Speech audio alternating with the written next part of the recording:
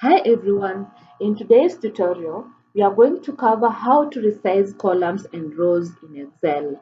From this report, it's clearly visible that we need to resize columns and rows for all the data contained in the cells to be visible.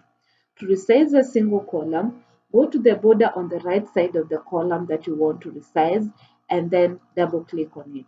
Alternatively, go to the border on the right side of the column that you want to resize and drag it. However, you agree with me that this can be time consuming and tedious, especially when you're working on a huge report of data. So, to resize multiple columns at a go, select the columns that you want to resize and then double click one of the borders. If you want to resize all the columns in the report that you're working on, go to the select all icon, click on it, and then double click one of the borders. There you go.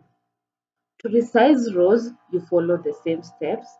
To resize a single row, okay, go to the border on the lower side of the row that you want to resize and then double click. There you go. Alternatively, go to the border on the lower side of the row that you want to resize and then drag it. To resize multiple rows at a go, select the rows that you want to resize and then double click one of the borders.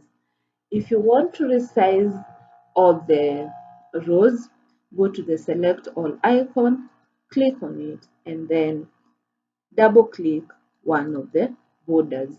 So that's it about resizing rows and columns.